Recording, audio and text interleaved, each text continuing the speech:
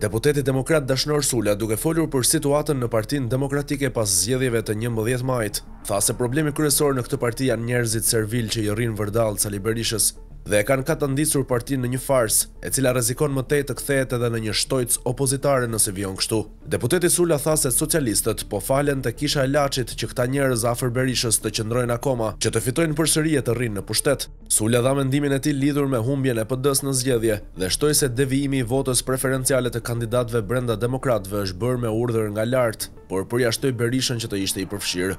Lirinë ka më të shenjtë se sa deputeti në radhë të parë. Një gjë është e sigurt që numëruesit e PD-s, burra dhe gra do të rrinë një zonja shumë të mirë, që për fat të keq janë shumë besnik ndaj njerëzve që e përdorin gjakun dhe djersën e tyre për arsye personale, përjashto zotin Berisha, dhe për këtë jam i sigurt, njerëz brenda partisë përveç Berishës janë të interesuar personalisht që të sjellin në parlament dhe politik njerëzit e tyre të besuar, që do të thotë se numëruesit dhe komisionerët janë njerëzit më të besuar të partisë, që kanë lidhjet më të afërta me drejtuesit e partisë në deg, pra që nuk shiten me para, i cakton partia dhe partia është kryetari, sekretari i degës, njerëz afër zotit Berisha janë të orientuar. E kam nga përvoja, e kam nga brenda, qoftë edhe më 2021 me zgjedhjet në PD, që ja morën shehajt votat dhe ja dhan Bashës, u shpreh deputeti Sula. Por si e shpjegon këtë ligjvënësi demokrat i cili edhe pse fitoi primaret në Elbasan, nuk u përfshi nga Berisha në listat e sigurta për zgjedhjet e 11 majit dhe nuk do të jetë deputet në kuvendin e ardhshëm në shtator, që do të thotë se ka urdhër politik të padiskutueshëm,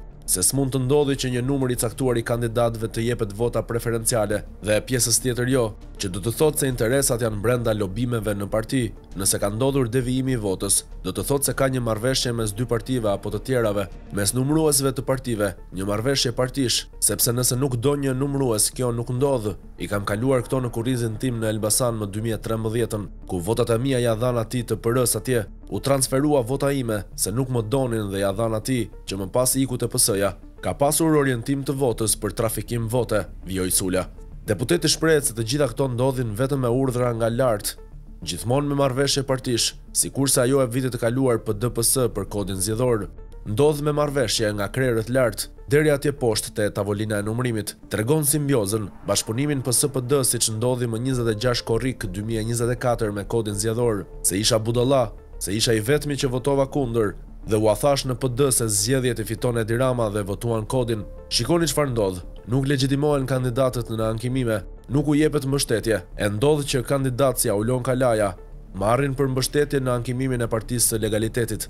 Nuk firmos autorizimin për kandidatët, nuk duan që të hapen, u shpreh deputeti, duke analizuar edhe sjelljen e leadershipit të PD-s për çështjen e rinumërimit dhe ankimimeve. I pyetur për devijimin e votave brenda partisë, si edhe fenomenin Sara Mile në Elbasan, Sula shpreh se atij nuk i intereson nëse socialistët vidhin njëri tjetrin, por votat brenda partisë së tij dhe rezultati i dobët i PD në Elbasan. Ndikime nga grupe të caktuara të interesit janë devijuar këtu në Elbasan. Mua më intereson vota e subjektit tim politik, votat e mia personale apo të kolegut tim Xhafa në parti, sesa ato votat e PS-s atje apo Sara Miles. Nuk më intereson fare se sa vjedh PS-ja brenda saj, por votat e partisë time. Më intereson pse ne që luftuam dhe morëm më shumë vota, 26.000 vota në 2021 sesa PD tani më 2025-ën, tha ligjvënësi.